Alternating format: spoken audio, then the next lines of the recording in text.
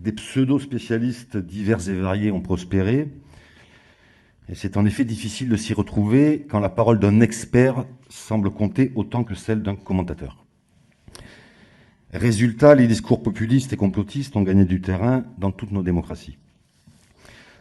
Alors justement, Monsieur le Premier ministre, je voulais vous parler de démocratie et vous poser une question peut-être plus politique ou plus personnelle. En tant que Premier ministre, vous avez dû prendre des décisions qui ont été bien sûr commentées, souvent critiquées, parfois remises en cause, du fait même qu'elles émanaient du pouvoir politique. En tant que maire du Havre, aujourd'hui, vous êtes en première ligne pour mesurer le niveau d'acceptabilité de ces décisions. Qu'est-ce que cette expérience vous a appris sur la façon de diriger une démocratie ? En clair, Monsieur le Premier ministre, comment gouverne-t-on un pays quand le raisonnable, le modéré et la compétence ne sont plus les seules références et que les décisions doivent être prises sur le fondement d'informations incomplètes et souvent contradictoires ?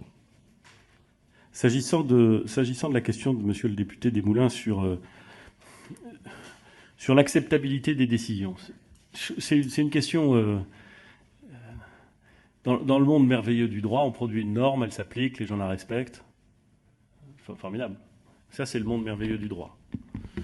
On ne vit pas dans le monde merveilleux du droit. On vit dans le monde réel, où le droit est un élément important, mais où il n'est pas le seul élément important. Et il y a la façon dont il est appliqué et mis en œuvre. J'ai été très frappé de cette question de l'acceptabilité. Je parle d'une période où je n'étais plus Premier ministre, donc j'en parle à la fois avec beaucoup de prudence et en même temps avec beaucoup de tranquillité, d'une certaine façon. Lorsque, après d'ailleurs que le ministre de la Santé, Olivier Véran, avait plusieurs fois indiqué que les chiffres dans le sud de la France, et singulièrement à Marseille, se dégradaient, et qu'il fallait rester vigilant, et que si on ne restait pas vigilant, on aurait des mesures à prendre. Bon, il l'avait dit plusieurs fois. Est-ce qu'il avait été entendu? Je ne sais pas, mais il l'avait dit. La décision a été prise de freiner, et donc d'apporter un certain nombre de restrictions à la vie sociale. On a vu des responsables politiques locaux exprimer, et je ne leur en fais pas une critique, hein, je ne suis pas là pour distribuer les... Je dis juste que la question de l'acceptabilité, c'est une ville que vous connaissez bien, monsieur le député, que la question de l'acceptabilité de la décision, indépendamment même de l'opportunité de la décision, l'opportunité ou la légalité, c'est très bien, l'acceptabilité de la décision était remise en cause. Et si une décision de cette nature n'est pas acceptée et donc pas respectée, elle ne produit pas d'effet. C'est le monde merveilleux du droit. Et donc, cette crise sanitaire, comme d'autres peut-être, mais singulièrement cette crise sanitaire, nous rappelle que la règle de droit, il faut qu'elle soit opportune, il faut qu'elle soit légale, bien entendu, correcte, si j'ose dire, mais il faut aussi qu'elle soit d'une certaine façon acceptée. Sinon, elle ne produit pas l'effet qu'on attend qu'elle produise. Et face à des décisions aussi lourdes que le plan bleu dans les EHPAD, le confinement généralisé, qui emporte des impacts humains absolument considérables, cette question de l'acceptabilité. La vérité, c'est que quand la décision de confiner la totalité du pays a été prise au regard des indicateurs, et conformément d'ailleurs aux préconisations des scientifiques, nous nous sommes beaucoup posé la question de son acceptabilité. Est-ce qu'elle serait respectée? Et je peux vous dire qu'il y a un certain nombre de gens qui se sont demandé si ça allait être respecté. Ce qui d'ailleurs me permet de revenir sur un point que j'ai évoqué tout à l'heure, la tenue des élections municipales.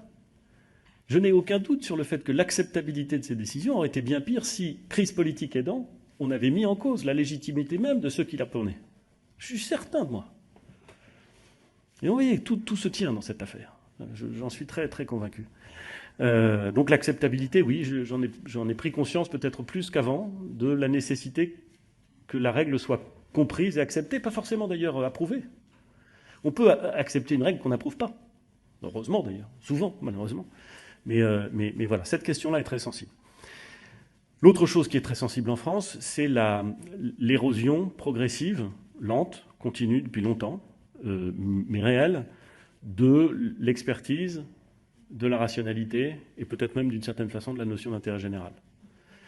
Si je voulais le dire de façon provocatrice, je dirais la chose suivante. Mettez un prix Nobel de chimie avec une blouse blanche devant un lac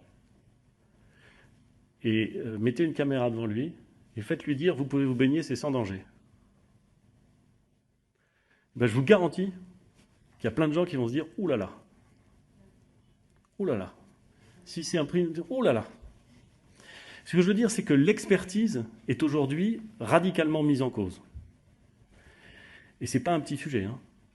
C'est pas un petit sujet, parce que pour gouverner, pas pour gouverner au sens pour prendre des décisions de Premier ministre, mais pour administrer les affaires de la cité et pour gouverner des hommes, si les expertises légitimes sont systématiquement remises en cause, et si on croit plus, par définition, l'association de protection du lac que le prix Nobel de chimie qui dit non, je vous garantis que tout est nominal, on va avoir un rapport à la science et à la rationalité qui va rendre très compliqué la prise de décision. Et ce phénomène-là, il est clairement en cours en France. Et du point de vue très général, pardon, là aussi je me situe un peu... du point de vue très général, la République, elle est fondée quand même, il ne faut pas l'oublier, hein, sur l'idée de la science aussi. Les Lumières, bien entendu, mais la science. Le système métrique, ça va avec la Révolution, si j'ose dire. Enfin, j'ose le dire, mais... cette relation un peu compliquée qu'on a avec la science, avec son enseignement, avec une forme de révérence qu'on peut avoir pour elle, est pas du tout... c'est pas du tout sans conséquence, y compris au niveau politique. J'en suis intimement convaincu.